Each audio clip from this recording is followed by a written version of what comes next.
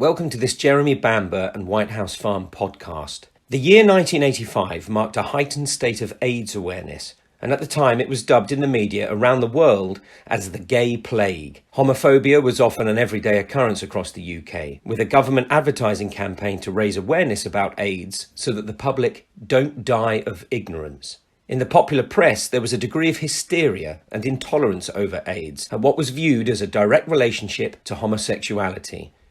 It was suggested that AIDS and HIV had initially been more virulent amongst the gay community than in the heterosexual community.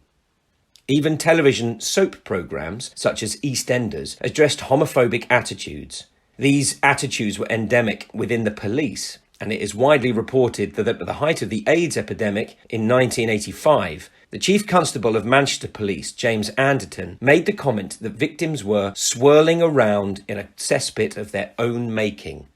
It is therefore important to look at the Bamber case against the background of these cultural and social values prevalent at the time of the tragedy. Let us note that Jeremy Bamber had homosexual friends, and it was speculated that he was bisexual. Jeremy's previous girlfriend and witness, Sue Ford, said the police and press persisted in pursuing the line of inquiry that Jeremy was homosexual.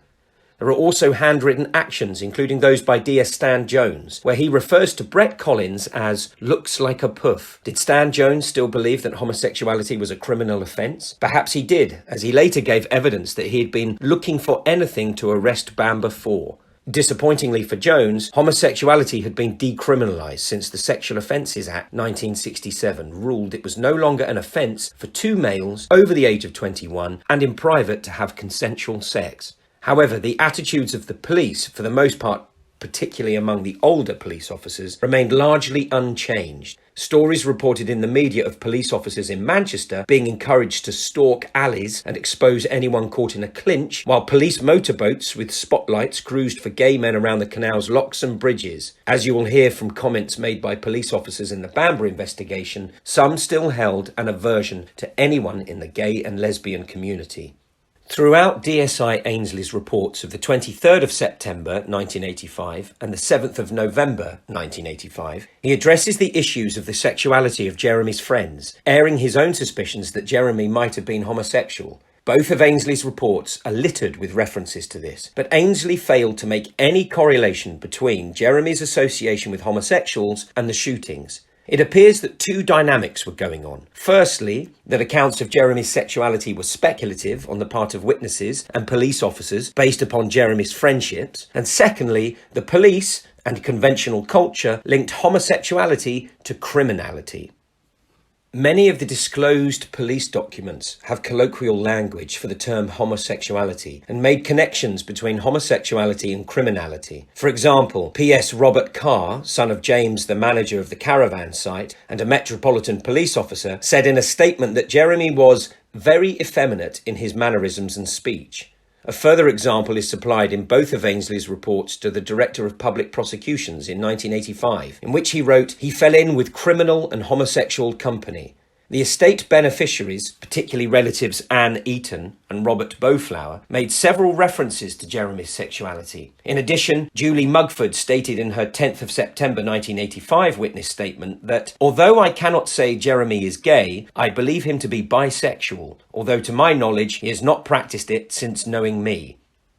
Throughout evidence in their statements and in other documentation disclosed to Jeremy in 2011, the relatives who became beneficiaries repeatedly referred to Jeremy's sexuality in an attempt to have a negative impact upon his character in the eyes of the police. DSI Ainsley brought the matter of Jeremy's sexuality before the Department of Public Prosecutions, the DPP. The information he provided was based on comments made by Julie Mugford and the beneficiaries, but this was undermined by the testimony of other witnesses who knew Jeremy, including Jeremy's ex-girlfriend, Suzette Ford, and friend, Michael Deckers, who stated during an interview some years later that, contrary to a number of published reports, Jeremy was not gay. However, DSI Ainsley chose not to disclose the contradictory evidence to the DPP. It appears that Ainsley consistently failed to reprimand his staff for viewing Jeremy's sexuality as relevant to the case, or for using abusive terms about homosexuals in police documents. This was an attitude that saw supposedly impartial members of a public institution fall in line with the relatives of the Bamber family in holding prejudices.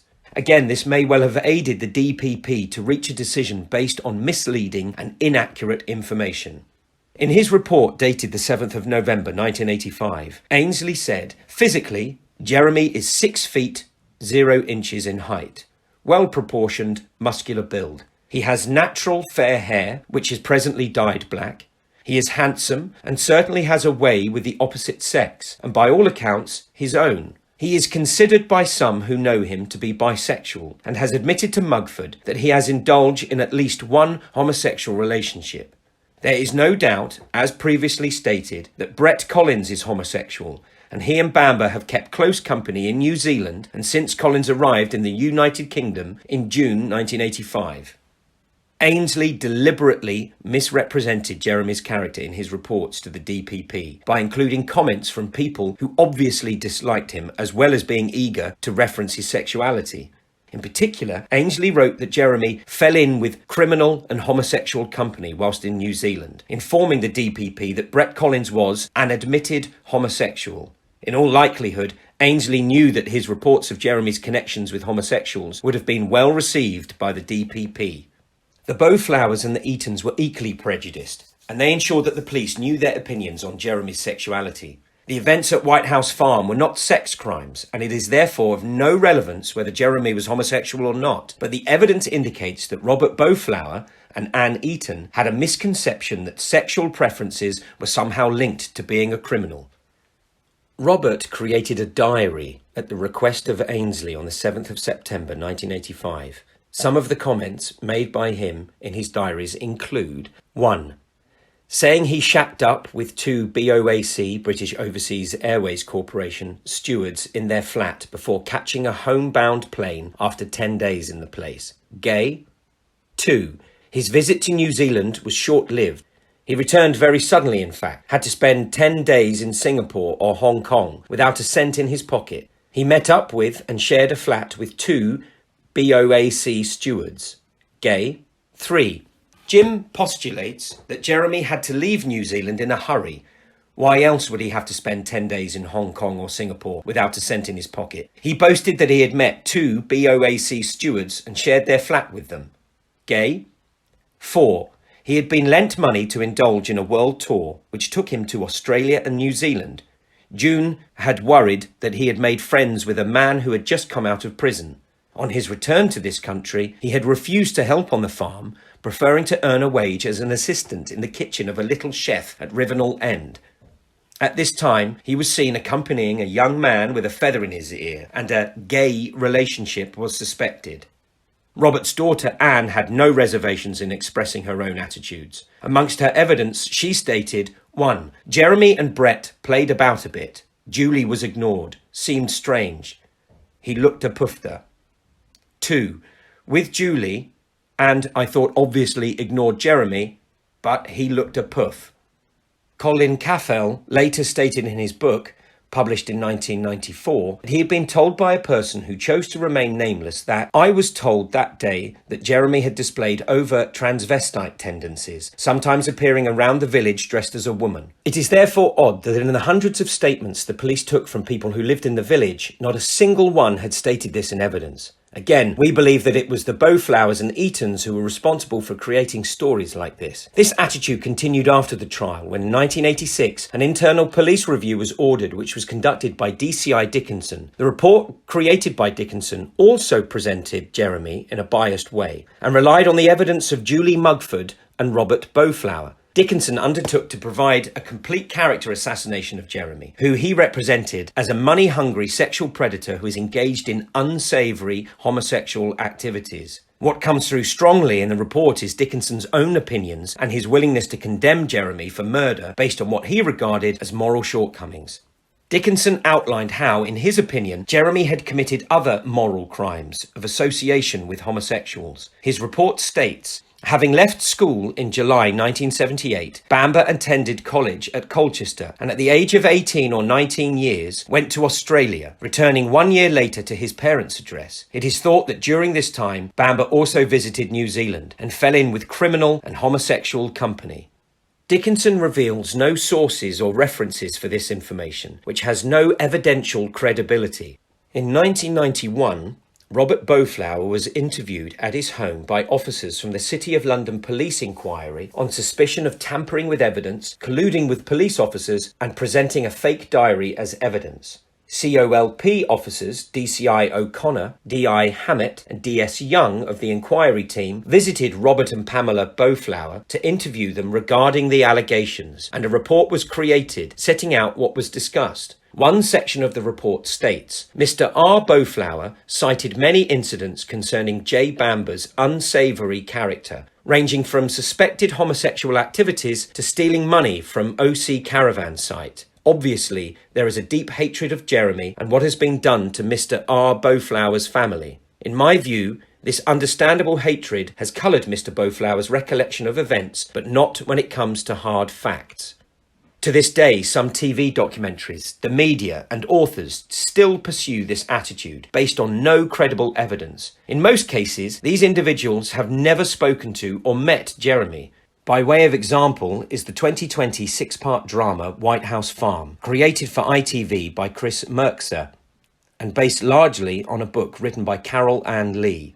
Neither Ms. Lee, Mr. Merkser, the producers of the drama, nor Freddie Fox, who played Jeremy on screen, have ever met Jeremy or even spoken to him or seen any full psychological reports on him, and therefore the character they invented wholly misrepresented who Jeremy Bamber really is. It is difficult to understand the relevance of Jeremy's sexuality to the case, the rumours about which were all perpetuated by Essex Police, the relatives, and Julie Mugford. For instance, even if Jeremy were having a sexual relationship with another man, or indeed a woman, other than Julie Mugford, all this would illustrate was Jeremy's infidelity, which might or might not be a small reflection of his overall character. But equally, it would still have no bearing on the case. Would your sexual preferences make you a murderer? Of course not. It would be easy to blame the attitudes of a number of the key police officers and witnesses involved in the case for the assertions about Jeremy's character. In particular, Robert Bowflower and DSI Ainsley ensured that their opinion of Jeremy's sexuality was used to his detriment, and it seems clear that they believed it was one of the root causes of him being capable of committing murder. Their prejudices were woven into their evidence and used to enhance the scenario they created to achieve a conviction against Jeremy. And even today, as we have seen, some filmmakers and authors create and link homosexuality with criminality. Although, in the main, public opinion of homosexuality has changed significantly since 1985, not just regarding the LGBT members of our society, but also in respect of mental health. Had the catastrophic events at White House Farm happened in the more liberal and educated society of today, it is without question that Sheila's battle with mental health and psychosis would have featured to a far greater extent in the investigations and not resulted in a character assassination of an innocent man in order to appease the wider family. If you'd like to join our mailing list for the latest updates on the case as they happen, please email us via our website www.jeremy-bamber.co.uk.